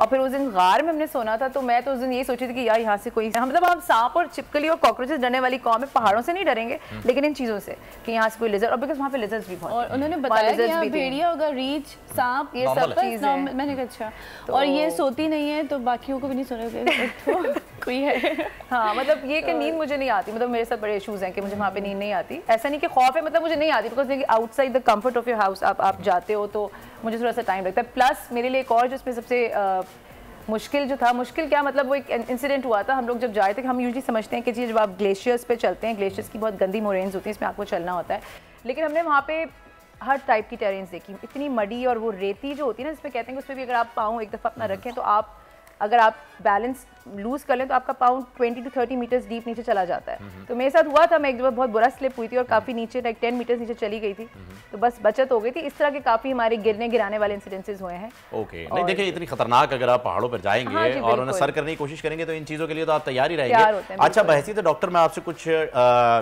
ऐसे सवाल पूछना चाहूँगा जिनका जवाब आप उन्हें दे सकती हैं जो लोग ख्वाहिश रखते हैं और जिन्हें लगता है यार पहाड़ी तो है, क्या मसला है, चढ़ जाएंगे, कोई मसला नहीं। ऑक्सीजन लेवल किस हद तक ड्रॉप होता है, एक ये बड़ा अहम सवाल है, क्योंकि ऊपर जाने के बाद जो स्मोकर्स हैं, चेन स्मोकर्स हैं या करते हैं स्मोकिंग भी, उनके लिए क्या मसले मसाइल हो सकते हैं, वो सर्वाइव कर पाएंगे या नहीं, और फ्रॉस्ट बाइट का कितना खतरा है? अच्छा, जैसे जैसे हम लोग ऊपर असेंड करते जाते हैं, the air gets thinner and thinner, तो ऑब्वियसली ऑक्सीजन की कमी जो है वो होती रहती है। तो हम जैसे लोग कराची में, जैसे मैं हमेशा सबको बताती हूँ कि हम हमेशा बिलो सी लेवल रहते हैं कराची वाले, तो हम जब इतना ज़्यादा ऊपर सी लेवल से जाते हैं तो जाहिर सी बात है प्रॉब्लम्स आती हैं और ब्रीदिंग प्रॉब्लम्स आती हैं, आप ब्रेथलेस हो जाते हो, लेकिन उसके लिए भी हम प्रिपेयर्ड होते हैं। जैसे हम इतनी जब मुश्किल एक्सपीडिशंस करते हैं तो हम 6 महीने पहले, 1 साल पहले ही जिम लोगों ने ज्वाइन किया होता है। हम लोग, जैसे मैं घर में कार्डियो करती हूँ, physically you have to be very fit, if you are not physically fit आप ये सारी जो है एक्सपीडिशंस नहीं कर सकते हैं। और दूसरी बात ये कि जो स्मोकर्स हैं, जाहिर सी बात है स्मोकर्स के तो लंग्स ऑलरेडी डैमेज होते हैं, अगर आप उनके pulmonary function, lung function test करवाएं तो काफ़ी कॉम्प्रोमाइज़ होते हैं, तो उनको ज़्यादा ऑब्वियसली इशूज़ आएंगे, ज़्यादा ब्रीदिंग इशूज़ आएंगे। तो जिनको ये एक्सपीडिशंस करनी है, प्लीज स्मोकिंग क्विट करें और फिर आएं। You have to be very serious, you can't just smoke. इसमें आप लोग क्या कोई डाइट भी फॉलो करते हैं या फिर कुछ भी खाते हैं, कोई मसला नहीं है? और जाने से पहले आप कह रहे हैं? जाने से पहले तो मैटर करती है, हाँ कोर्स मैटर करती है, लेकिन एक और बात सना की कि हम इसीलिए रुक के जो कैंप्स होते हैं, जो हम नाइट स्टे करते हैं, वो इसलिए करते हैं ताकि आपकी बॉडी जो है वो यूज टू हो जाए, एक्लेमेटाइज करने के लिए अपने आप को करते हैं। 600 मीटर या फिर 1000 मीटर से ज़्यादा एक दिन में हमने 600 to 800 मीटर जो है वो। अच्छा, लेट्स से कि ये जो आपने पूरा पास किया है हरामोश, ये कितने दिन में आप लोगों ने पास किया है, और इसमें ये भी बताते चलिएगा कि कितने दिन आप लोगों ने स्टे किया है? 9 डेज में ही हमने पास किया, और 5 दिन इसमें हमारे टोटली बर्फ़ में गुजरे हैं, और 9 दिन में हम फिर ग्रीनरी देखी हमने, 9 दिन बाद कदम रखे अपने उस हरियाली पे। कैसा फील हुआ था? ओह, मैं तो गिर गई थी। मैं तो वहाँ जाके, और वहाँ जाके ऊपर पहुँच के ना, जो हम पाकिस्तान जिंदाबाद के नारे लगाते हैं और अल्लाह अकबर के नारे लगाते हैं, फ़ौरन ऊपर पहुँचते ही जो जितनी थकावट, 12 घंटे की जो थकावट, अब यकीन करें वो 2 सेकंड में गायब हो जाती है। सब अपने बैग की तरफ भागते हैं कि पाकिस्तान का झंडा कौन निकालेगा, सबने अपने झंडे रखे होते हैं अपने। और ये सबसे पहले ये भी एक रेस होती होगी कि सबसे पहले मैं अपने झंडे, या सब एक साथ नहीं है, झंडे में कोई सब एक साथ, तो जाहिर सी बात है रेस कैसे, रेस नहीं, हर साइज का झंडा होता है। पहले छोटे। अच्छा, पता है हम लोगों के पास बहुत सारे माउंटेनियर आते हैं और आके अपने एक्सपीरियंस शेयर करते हैं। मुझे लास्ट थोड़े दिनों पहले हमारे पास एक आए थे मेहमान, उन्होंने ये बताया कि मेरे साथ मेरा साथी था, उसने ऊपर जाके, यानी कि जो पीक सर करते हैं, मैं उनकी आपको स्टोरी बता रही हूँ, उसने खुदकुशी कर ली, उसने जंप कर दिया ऊपर जाके। मतलब ऊपर जाके आपका मेंटल स्टेट कुछ ऐसा होता है कि आपको मुख्तलिफ ख्यालात आने लगते हैं। मतलब ऑब्वियसली मैंने आपसे बोला कि बिकॉज वो तो जाहिर सी बात है माउंटेन की चोटी की आप बात करें तो उधर तो ऑक्सीजन लेवल्स और ज़्यादा ड्रॉप होते हैं। जब ऑक्सीजन लेवल्स ड्रॉप होते हैं तो आपको हाई एल्टीट्यूड सिकनेस हो सकती है, ठीक है ना। हाई एल्टीट्यूड सिकनेस में होता है ब्रेन डैमेज हो सकता है, हम उसको सेरेब्रल एडीमा बोलते हैं अपनी मेडिकल लैंग्वेज में। लंग्स डैमेज होते हैं, which is also called pulmonary oedema. तो जब आपको सेरेब्रल एडीमा शुरू होना शुरू हो जाए या ब्रेन डिसफंक्शन करना शुरू हो जाए तो आपको इस तरह के जो है वो हेलुसिनेशंस आने लगती हैं और थॉट्स आने लगती हैं और बहुत से लोग सुसाइडल टेंडेंसीज बिल्कुल हो सकती हैं। This is a possibility. इसलिए जब हम टॉप पे पहुंचते हैं जब तो आपने वहाँ ज़्यादा देर स्टे नहीं करना है, 10 मिनट्स फॉर द पिक्चर्स वगैरह सेल्फीज या वीडियोज़। और हम लोग जब गए तो किसी का होता है कि वो उसको रोना आ जाता है बिला वजह, किसी कोई वजह नहीं है लेकिन रोना आ जाता है। 10 मिनट्स हम लोग रूपल पीक पे और उन्होंने कहा कि आपने फौरन वापस चलिए अब ये बताएं कि सफाई कितनी थी जब आप ऊपर गए, कि मतलब कुछ ख्याल रखा जा रहा है? वरना पता है जिन मुल्कों में इस तरह माउंटेन्स हैं, नेपाल है, वो लोग सुने बहुत ख्याल रखते हैं कि यहाँ पे हमारे टूरिस्ट आते हैं तो हमारी ये जगह साफ होनी चाहिए। आप लोगों ने क्या माहौल देखा था ऊपर? देखिए नेपाल की अगर आप बात कर रही हैं वहाँ पे अगर आप सबसे बड़ा जो माउंट एवरेस्ट है उधर भी सफाई अगर आप देखें बिकॉज वहाँ पे बहुत ज़्यादा टूरिस्ट आते हैं, बहुत ज़्यादा माउंटेनर्स आते हैं और एक गंद है। माउंट एवरेस्ट को जो है ना बाकायदा एक माउंटेन ऑफ लिटर कहा जाता है, वहाँ पे बहुत ज़्यादा गंद है जो वहाँ पे लोग आते हैं जाते हैं। अच्छा हम लोग बेसिकली जिन जगहों पे जाते हैं वहाँ पे बहुत कम लोग आते हैं, मतलब सालों में अगर आते हैं तो कोई मर्द हजरात चंद आ गए, खवातीन तो हम लोग शायद पहला ग्रुप है जो आया था। जब लोग ही कम आ रहे हैं तो आप अंदाजा लगा सकते हैं कि वहाँ पे सैरिश का पूछने का मकसद ये था कि वहाँ कहीं आपने लिखा हुआ तो नहीं पाया यहाँ पान थूकना मना है? नहीं, जहाँ तक लोगों की रसाई नहीं है वो जगह साफ। बिल्कुल बिल्कुल ऐसा नहीं है, ऐसा माउंट एवरेस्ट पे लिखा हुआ जरूर हो सकता है हम भी अपने साथ वापस लाए हैं, हम जो है। अच्छा एज ए माउंटेनर मैं जानना चाहूँगा अली सतपारा जिस चोटी को सर करने के लिए गए और वापस नहीं आए, उसके लिए बहुत सारे लोगों ने ये भी कहा कि इन्हें नहीं जाना चाहिए था। आपकी इस बारे में क्या राय है? हमारी राय उनके बारे में हम कुछ नहीं कह सकते, वो एक लेजेंड नहीं, एक राय होनी चाहिए, हर इंसान की एक राय होती है, जाहिर है हम सबका प्यार है, वो अल्लाह पाक उन्हें उनके दर्जात बुलंद फरमाए, जन्नत में जगह दे, लेकिन एक टेक्निकल राय होती है। टेक्निकल कुछ लोगों ने कहा, ट्विटर के ऊपर पूरी रात बहस रही कि अली को नहीं जाना चाहिए, सतपारा को उस टूर पे नहीं जाना चाहिए था, लेकिन वो गए और उनका एक जोश था, जुनून था, जज्बा था, ठीक है, लेकिन टेक्निकलिटीज को ध्यान में रखते हुए आप क्या सोचते हैं? कंडीशन बिल्कुल भी इस तरह की नहीं थी कि उनको जाना चाहिए था, लेकिन एक खुद एतमाद दी आ जाती है इंसान में सर करते करते। पाकिस्तान का एक नाम रोशन करना होता है और जाहिर सी बात है जब भी हम ये जब करते हैं तो रिस्क हो सकते हैं, हमें भी पता है हमारी लाइफ खतरे में है, क्या पता अल्लाह ने या उस पहाड़ों ने जिससे जो है उनको इश्क था उन्होंने चुना उनको सतपारा को, तभी उन्हें पहाड़ों की बेटा कहा जाता है। टाइम चूंकि बिल्कुल अब कम रह गया, मैं चाहूंगी कि आप दोनों अपने नाज़रीन को कोई मैसेज देना चाहें तो आप दे सकते हैं, स्पेशली उन्हें जो कि माउंटेन्स जो है क्लाइंब करना चाहते हैं। अच्छा मेरा मैसेज जो है वो तमाम लोगों के लिए, ख़ास तौर पे ख़वातीन के लिए ये है कि never give up on something that you want badly in life, never give up on your dreams, never get discourage by what people have to say. लोगों का काम है टांगे खींचना, लोगों का काम है आपको डिस्करेज करना, लोगों का काम है आपको डीमोटिवेट करना। आप उनकी डीमोटिवेशन से नरिशमेंट हासिल करें, आप स्ट्रगल करें और खूब मेहनत करें अपने ड्रीम्स को पाने के लिए और अल्लाह की ज़ात पे भरोसा रखें, because he has the final say and whatever he has promised is definitely on the way. और यकीन जानिए कि अगर आप मेहनत करेंगे तो this universe, you will be surprise how quickly the universe moves with you once you have decided what you have to do. क्योंकि कहते हैं ना कि universe always falls in love with a stubborn heart. अपने मुल्क पाकिस्तान से मोहब्बत करें, मुल्क से प्यार करें, ये एक बहुत हसीन नेमत है जो अल्लाह मियां ने आपको अता फरमाई है। ज़रूर घूमें, ज़रूर यहाँ पे घूमने आइए। और सोनिया फटाफट बस अपने ख्वाब को जो है वो मरने नहीं दें। एज बिल्कुल मैटर नहीं करती कि आप यंग हैं तो आप कुछ कर सकते हैं, आपकी शादी हुई है तो आप ख़त्म हो गए, ऐसा बिल्कुल भी नहीं है, शौहर है, सब है। हाँ जी, बहुत बहुत शुक्रिया जी। नाजरीन प्रोग्राम एक वक्फा, आपसे मिलते हैं after a very short break. आजकल जिंदगी ही सुबह आउट ऑफ कंट्रोल है, दुनिया बोल है, तेरी दुनिया बोल है। वेलकम बैक जनाब। इस वक्त हमें रानी आपा ज्वाइन कर चुकी हैं, स्टूडियोज़ में हमारे साथ हैं और इनके टोटके जो बड़े कारगर होते हैं, तो हमने सोचा कि क्यों ना आज इनसे फिर से कुछ हम मौसर बातें सुने जो कि हमें हमारे घर में फ़ायदा पहुंचाएंगे। हमें डॉक्टर्स की वो कंसल्टेंसी के लिए वो कतार में लग के वेट नहीं करना पड़ेगा अपनी टर्न का, और घर में ही मसला हल हो जाएगा। पैसे भी नहीं खर्चने पड़ेंगे ना ज़्यादा, पैसे भी नहीं खर्च करने फीस से भी बच जाएंगे हम, और डॉक्टरी मामलात पे जितने भी हमारे पास जो घरेलू टोटके और नुस्खे होते हैं, जो घर में सामान मौजूद है, उसी के जरिए जो है वो इलाज भी हो जाएगा। बिल्कुल। और इसमें हमें अजीम जाफरी साहब ने भी ज्वाइन किया, हमारे साथ हैं। अजीम जाफरी साहब जो हमें आगे हमारे मुस्तकबिल का हाल अहवाल देंगे, उनको भी हम खुश आमदेद कहते हैं। Thank you so much for your time Azeem sahab, आप खैरियत से लाहौर पहुंच गए। वालेकुम अस्सलाम। शुक्रिया जी, मैं आपको दुआएं।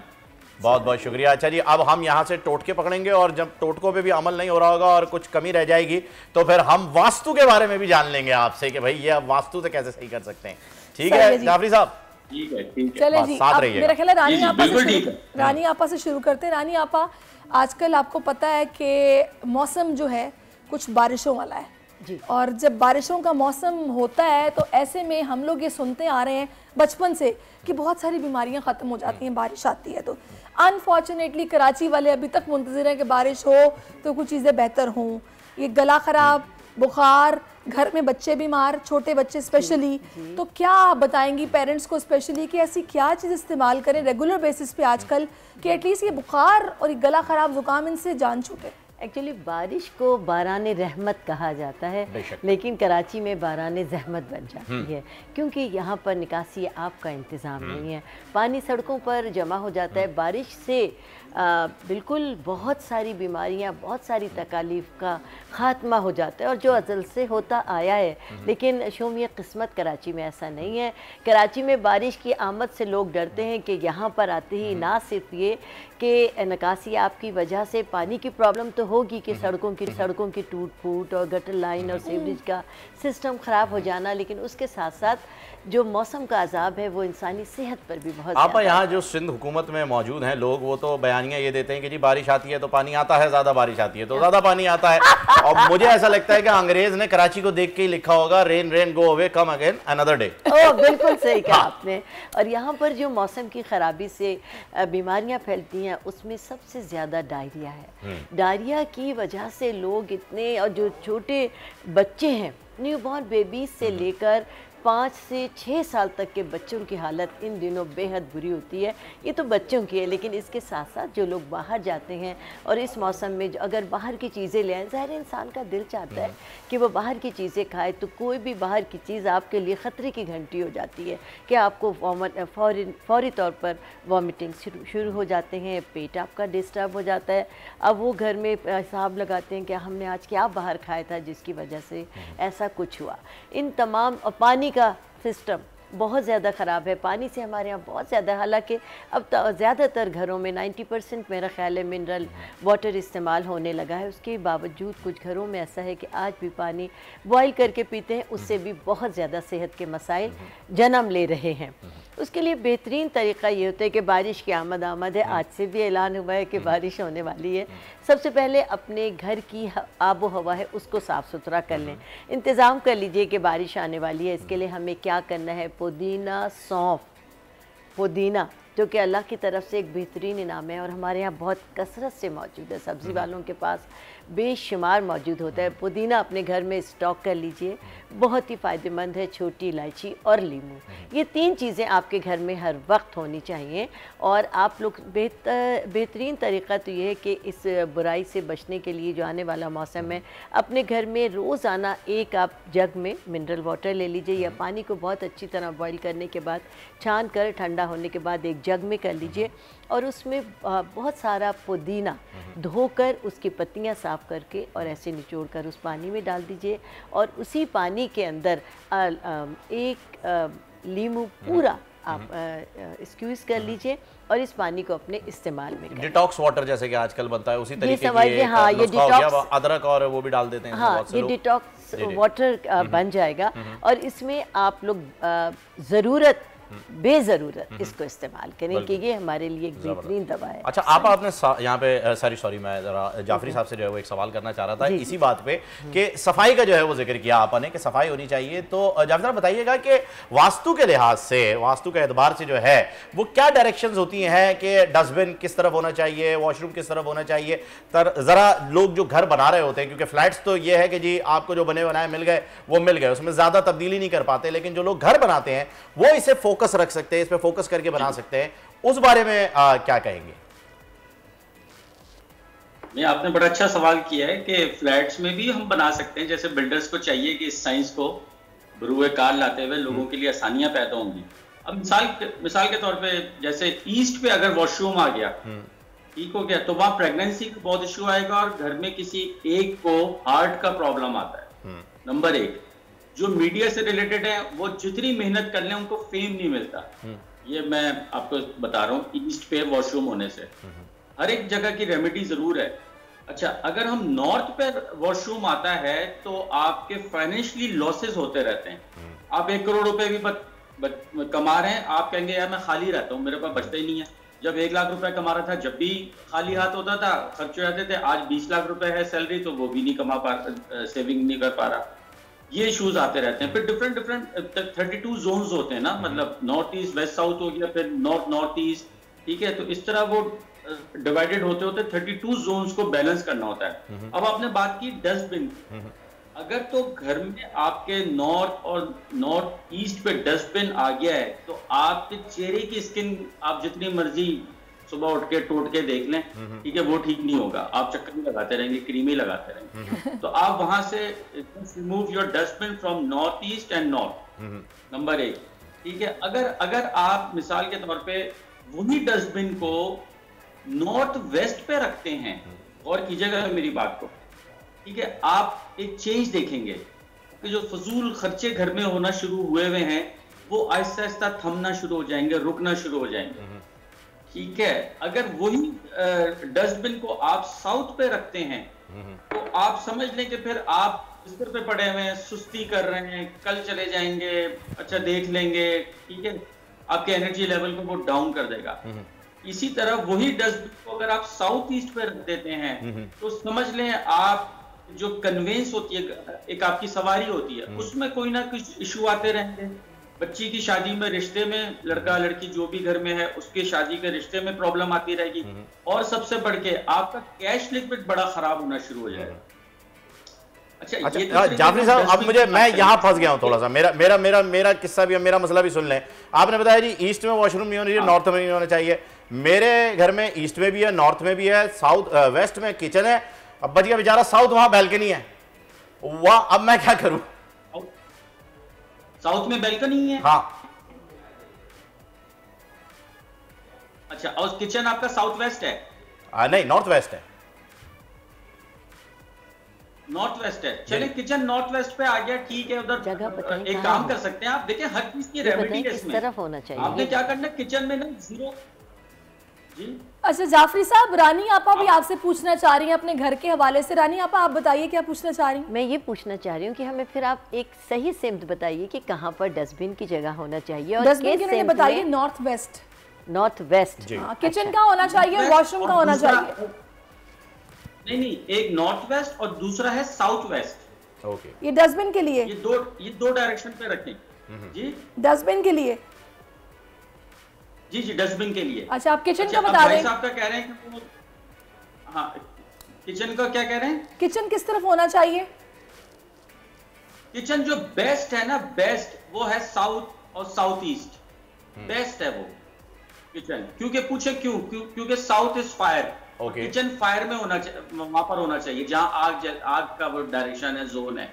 हमारे यहाँ क्या होता है, आग का जोन पानी में, पानी का जोन आग में, वो खिचड़ी बनी हुई होती है। मगर अब इंशाल्लाह आहिस्ता आहिस्ता ये हम प्रोग्राम के थ्रू ही लोगों को अवेयरनेस दिलाते रहेंगे, तो वो अपने जब भी कंस्ट्रक्शन करेंगे तो वो ध्यान में रख के करेंगे। जबरदस्त। अच्छा, बाथरूम का जो है वो रानी आपा भी जानना चाह रही है, और मेरा भी सवाल यही था जाफरी साहब कि बाथरूम जो है आपने ये तो बता दिया कहाँ नहीं होना चाहिए, कहाँ होना चाहिए। अच्छा, अब जैसे मैंने डस्टबिन का बताया ना, वही सेम आपका वॉशरूम का होता है, क्योंकि डिस्पोजल का जो वो जोन है ना वो होना चाहिए। ओके, समझ गया मेरी बात? वॉशरूम ऑल्सो डिस्पोजल, ठीक है, आपका गंदगी वो करता है, डस्टबिन ऑल्सो, ठीक है। अच्छा, अब ईस्ट पे करने से क्या होगा, आपका फेम बड़ा आता है, ठीक है, और जरूरी नहीं है फेम आए, कम बहुत कम भी होता है। जितनी आप मेहनत करते हैं, जो आपकी एक्सपेक्टेशन होती है उससे 50% होता है, मगर साथ साथ फाइनेंशियली आपकी ग्रोथ नहीं होती, ठीक है। आप काम किए जा रहे हैं, सोच रहे हैं यार मैं इस काम के 5 लाख ले रहा हूँ, वो दूसरा वाला 10 लाख ले रहा है, फिर ये चीज आ जाती है। तो इसका बेस्ट रेमेडी ये है कि उस जोन में जहां आपका वॉशरूम आ गया ईस्ट में, तो आजकल देखा होगा एक ग्रीन कलर के बल्ब आते हैं जीरो के, ठीक है, वो आप लगा दें उधर वॉशरूम के अंदर, स्विचेस होते हैं हर जगह, उस जीरो का ग्रीन कलर बल्ब उसको 24 घंटे के लिए जला के छोड़ दें बस आप, ये उसकी रेमेडी हो गई। अच्छा, आपने कहा कि मेरा नॉर्थ वेस्ट पे किचन है शायद, जी, आपने ये भी फरमाया। जी। अच्छा, उसमें आप 0 का बल्ब लगा के छोड़ दें, व्हाइट कलर का 0 का, व्हाइट, ठीक है, व्हाइट कलर का 0 का बल्ब लगा के छोड़ दें। ये छोटी छोटी रेमेडीज है ना, वो बैलेंस हो जाता है। ओके, ठीक है, नहीं जरूरी है, क्योंकि बैलेंस भी देखें डॉक्टर साहब, जाफरी साहब, बहुत जरूरी होता है, क्योंकि हमें मालूम नहीं है कि सितारे इस मामले में क्या कहते हैं और उनकी क्या डायरेक्शन है। इससे जो है वो आपसे हमें पता चलता रहता है, इस पर भी हम बात करेंगे। अभी जो है रानी आपा से मैं सवाल करना चाहूँगा कि सफाई के एतबार से हमें ये भी पता चल गया कहाँ होना चाहिए, डायरेक्शन क्या होना चाहिए, ये सारी चीज़ें भी आ गई हैं। सफाई के अंदर भी जो है वो हमने देखा है कि हम बैलेंस नहीं कर पाते। मिसाल के तौर पे अभी आपने पानी का कहा कि जी आप उबला हुआ पानी जो है वो पी लीजिए। बाहर के खाने हम बहुत ज़्यादा खाते हैं जिसकी वजह से बीमारी आ जाती है। खाने ग़िज़ाएँ जो है, तेल जो है वो मुनासिब नहीं मिल रहा है। मीट की क्वालिटी का क्या, बल्कि अब तो मीट का ये तक हमें नहीं मालूम है जी कि जानवर कौन सा खा रहे हैं हम, अल्लाह खैर करे, तो हमें ये तक नहीं पता चलता आप कि क्या खा रहे हैं। ये सारी चीज़ें ज़िंदगी का हिस्सा बनी रहती हैं। अभी आपने बड़ी प्यारी बात की डिटॉक्स वाटर के बारे में, ऐसी कोई चीज़ बताइए कि ये सारी चीज़ें खाना हम अवॉइड तो नहीं कर पाएंगे, ये तो मुमकिन ही नहीं है। इसका इलाज किस तरीके से हो सकता है? जी, इसका इलाज बिल्कुल, आप देखिए बाज़ लोगों को वैसे ही एसिडिटी रहती है, अगर वो एक नॉर्मल खाना भी खा लें तो रात सोने से पहले बहुत परेशान रहते हैं, सीने में जलन रहती है, उनको लगता है कि खाना हजम नहीं हो रहा, खट्टी डकारें आती रहती हैं और उनकी तबीयत में बोझलपन होता है। वो खाना टेबल पे है तो वो लगता है उनको कि उनका पेट भरा हुआ है और उनको पता है कि वो भूखे भी हैं, उन्हें खाना भी है। इसमें ख़वातीन भी शामिल है, मर्द हज़रात भी शामिल हैं, बच्चे भी शामिल हैं। ऐसे तमाम लोग जो घर में खाना बना रहे हैं, सबसे पहले तो ये बताऊं कि खाने के अंदर आप अदरक का इस्तेमाल बहुत ज़्यादा बढ़ा दें। अदरक जो है वो एक तरह का यूँ समझ लें कि आपके लिए जिस तरह हम रेड चिली का बहुत ज़्यादा अपने खानों में इस्तेमाल करते हैं, तो अगर अदरक का, रेड चिली का यानी यूँ सब्स्टिट्यूट के तौर पर अगर आप अदरक का इस्तेमाल शुरू कर दें, क्योंकि अदरक भी बहुत स्पाइसी होती है तो लोगों को इसका शायद नहीं मालूम, तो अगर आप अदरक का इस्तेमाल बढ़ाएंगे तो ना सिर्फ ये कि आपके खानों का जो हज़म करने की ताकत है वो बढ़ जाएगी, आपके खाने आपके लिए बहुत ही हेल्दी हो जाएंगे। और लहसुन तो सभी, अदरक गला ठीक रहता है, हाजमा जल्दी हो जाता है और अदरक एसिडिटी नहीं होने देता। अच्छा जाफरी साहब, वो कुछ लोग जिन्हें वैसे एसिडिटी रहती है, लोगों की टांगें खींचना और उनकी सुनगुन रखना, अपने काम से काम ना रखना, उनसे कैसे बचा जाए? कोई उनके लिए भी बताइए ना कि आपको पता है ये एवल आई ऑफ हम कहते तो हैं, फिर हम आयतुल कुर्सी भी पढ़ते रहते हैं। इसके अलावा क्या रेमेडी है कि आपका घर एसिडिक लोगों से बचा रहे? ऐसे लोग ज्यादातर बिजी भी होने वाले हैं, 3 महीने बाद इलेक्शन है ना। अच्छा, सबसे बेस्ट तो अगर आपने घर की उसकी बात की, क्या कहते हैं कि नजर से बचा जाए, तो घर में जो भी आप एक फॉर्मूला बना लें, ठीक है, घर की नियत हर चीज में सदका दें आप। मिसाल के तौर पे आप जो भी ग्रोसरी खरीद रहे हैं, ठीक है, उसका एक नियत का सदका। आपके घर पे एक राइडर आ रहा है, आपने 50 रुपए उसको ऊपर से घर की नियत का सदका, एक तो ये शुरू कर दें, नंबर 1, ठीक है। फिर आप अगर घर में जैसे मॉप लगाते हैं, झाड़ू पोछा, उसमें जैसे मैं बताता हूँ कि नमक जरूर डाल दिया करें, ठीक है ना, समुद्री नमक होता है, लाहौरी नमक होता है, वो थोड़ा सा करके वो आप फिर आप उसको मॉप लगाया करें घर में, नंबर 1। नंबर 2 ये हो गया। नंबर 3, आप कभी ये नोट कीजिएगा कि जहां आप बैठे हैं ना, वो साउथ वेस्ट फेसिंग ना हो आपका, मतलब आपका लाउंज है, आपने टीवी लगा दिया साउथ वेस्ट पे, अब आप बैठे हुए, आपकी कमर नॉर्थ ईस्ट पे हो गया, आपका फेस साउथ वेस्ट पे हो गया। साउथ वेस्ट नेगेटिव होता है थोड़ा, इसीलिए हम वहां डस्टबिन, वॉशरूम को प्रेफरेंस देते हैं। तो वो आप जब करेंगे ना उधर बैठ के, तो वो समझ लें आप में भी नेगेटिविटी हो जाएगी, आप भी लोगों को तनकीद करेंगे और तनकीद लोगों की सुनते सुनते आप भी 90% नेगेटिव भी हो जाएंगे। तो आपने उधर नहीं बैठना है, क्योंकि हम ज्यादातर लॉन्च में अपना टाइम स्पेंड करते हैं कि भाई टीवी लगा ली, फिल्म लगा लिया, जो भी, वो नहीं करना है। ये मैंने आपको 2-3 बड़े जबरदस्त किस्म के टोटके बता दिए आज। बिल्कुल, आपने बहुत अच्छा सवाल किया, उन्होंने भी बहुत अच्छा जवाब दिया। इसके लिए एक बेहतरीन तरीका ये है, हम लोग मुसलमान हैं, हमारा ईमान है कि अपने घरों में लोबान की धुनी दें। हाँ, ये भी बहुत उससे ना सिर्फ ये कि हशरातुल अर्ज़ का ख़ात्मा हो जाता है, बल्कि जो आपके घर में कोई ऐसा बुरा शख्स आया जिसकी नज़रें ख़राब थी या आपको लग रहा है कि नहीं वो तो मुझसे जालिस है, कभी कभी हम अपनी ही आग में ख़ुद भी जल जाते हैं कि आने वाला हो सकता है कि आपके लिए मोहब्बतें लेकर आए, लेकिन आपको खुद ये फीलिंग होती है क्योंकि इंसान की जो सोचें हैं उसके ऊपर असरअंदाज होती हैं। तो हमेशा अपने घरों में और कम से कम हफ्ते में एक बार तमाम लोगों को चाहिए कि अपने घरों में धूनी ज़रूर दें। हशरातुल अर्ज़ के अलावा जो बाहर की मौसमियाती जो आबो हवा है, जो आपके घरों में जिसका आना जाना है, वो भी बिल्कुल साफ़ और पाकीज़ा हो जाती है और हर किस्म के जरासीम से भी आपका घर पाक हो जाता है। अच्छा, कुछ लोगों को लोबान की जो है ना वो स्मेल, उससे एलर्जी होती है, कुछ समझ में नहीं आती है, सर में दर्द शुरू हो जाता है, वो लोग इसके सब्स्टिट्यूट के तौर पर बखूर जलाते हैं, क्या वो मुनासिब है? जी जी, बखूर भी मुनासिब है, और अगर ये लोबान की उनको अच्छी नहीं लगती तो ये तेज पत्ते का आपने नाम सुना होगा। जी, ऊद बखूर के तौर पे जी, जो आपने नाम सुना होगा। देखिए ये ऐसी धुनिया है जो आपके पूरे घर में एकदम फैल जाती हैं। इसके अंदर तेज पत्ता आप और नीम के पत्ते बहुत मुफीद हैं कि आप लोबान के बजाय कोयले दहकाकर, इसकी बेहतरीन धुनी भी ये है कि कोयले दहकाकर आप नीम के पत्ते सूखे हुए, हर जगह दरख्त लगे हुए हैं और सूखे पत्ते बहुत कसरत के साथ मौजूद हैं, और तेज़ पत्ते डाल दीजिए और अपने जो घर की खिड़कियाँ और दरवाजे हैं बंद कर दीजिए। मेरे ख्याल में सबसे बेस्ट ऊद है, ऊद की खुशबू भी अच्छी लगती है, बहुत अच्छी लगती है ऊद की खुशबू। अच्छा, एक चीज़ और जो मेरे जहन में आ रही है, मैं आपसे जानना चाहूँगी, अभी कराची में जैसे कि बारिश नहीं हो रही, ह्यूमिडिटी यहाँ बहुत होती है, फेस पे ऑयल बहुत ज़्यादा आता है, जल्दी बीमारियां भी बहुत आम हो रही हैं।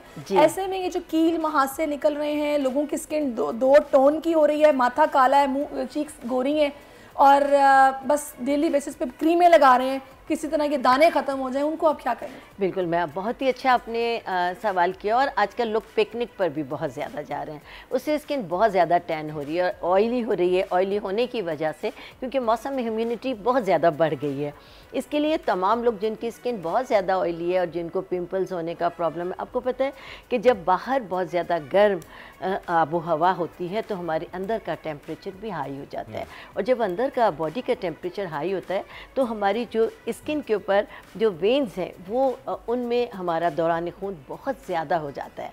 तेज़ होने की वजह से दौरान खून दिमाग की तरफ कम हो जाता है, स्किन की तरफ हमारा जो दौरान खून है वो बढ़ जाता है, तो उसकी वजह से जो स्किन की बारीक वेन्स खुल जाती हैं, उसकी वजह से मसाम खुल जाते हैं और अंदर से पसीना बहुत ज़्यादा आने लगता है। पसीना आने की वजह से पोर्स खुलते हैं और पोर्स के अंदर जो ऑयल है वो जमा होना शुरू हो जाता है। कुछ ऑयल हमारी स्किन में मौजूद होता है जो सीबम कहलाता है, वो तो निकल ही रहा है, और ऊपर का जो माहौल का पॉल्यूशन है वो दोनों कैच हो जाते हैं। तो इसके लिए बहुत ही आसान सी एक रेमेडी ये है कि आलू को उबाल लें, एक दो आलू उबाल लें, उबालने के बाद उसका छिलका उतार लें, छिलका उतारने के बाद उसको बहुत अच्छी तरह मैश कर लें, बारीक करने के बाद उसमें दूध मिलाएं और दूध मिलाकर अपने चेहरे पर उसका मास्क लगा लें, हाथों पर, पाँव पर, जहाँ पे।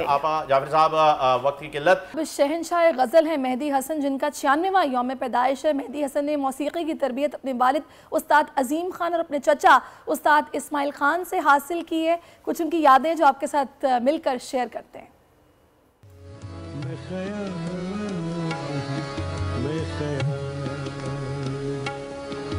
किसी और का मुझे सोचता कोई और, रंजिश सही फिर से मुझे छोड़ के जाने लिए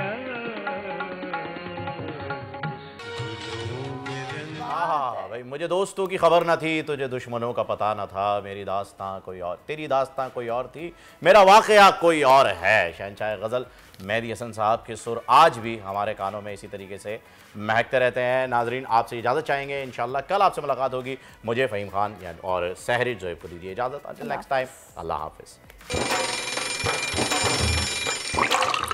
आजकल ज़िंदगी ही सुबह आउट ऑफ कंट्रोल है, दुनिया बोल है, तेरी दुनिया बोल है। मुल्क मुस्तहकम मईशत की तरफ गामजन। स्टॉक एक्सचेंज भी मुस्बत रुख दिखाने लगा। मईशत की सूरत हाल बेहतरी की तरफ जा रही है। हम IMF के कर्जा मिलने के बाद इस सूरत हाल को बेहतर मजीद कैसे कर सकते हैं? कर्ज बहाली के रोशन इम्कान। बोल ने निभाई अपनी सहाफती जिम्मेदारियां। महंगाई से परेशान आवाम के लिए उठाई आवाज। रिपोर्टर और इक़्तिसादी माहिरीन के सबसे बड़े पैनल के साथ बोल की मिशन मईशत की सबसे बड़ी ट्रांसमिशन 63% आवाम ने देखी अपनी स्क्रीन पर। अगर 21वीं सदी की हम इंडस्ट्री की कोई बात करें तो उसमें फिर इंफॉर्मेशन टेक्नोलॉजी जो है वो टॉप पर आती है। अपनी रवायात को बरकरार रखते हुए बोल अवामी मसाइल को उजागर करने में सबसे आगे। देखिए बोल की अगली ट्रांसमिशन में मोबाइल लोन ऐप का बड़ा स्कैम कैसे हुआ बेनकाब। साइबर क्राइम सर्कल रावलपिंडी की मुख्तलिफ इलाकों में कार्रवाइयां। ब्लैकमेलिंग में मुलविस ऑनलाइन लोन ऐप्स के 9 मुल्जिमान गिरफ्तार कर लिए गए हैं। अगर इस स्कैंडल से मुताल्लिक आपके पास हैं हकाइक तो बनिए बोल इन्वेस्टिगेशन का हिस्सा। आपकी शनाख्त और तमाम तर मालूमात खुफिया रखी जाएंगी, तो बस हमें ईमेल करें या व्हाट्सएप करें 0337 0310 377। सब्सक्राइब करें और बेल दबाएं ताकि कोई खबर रह न जाए।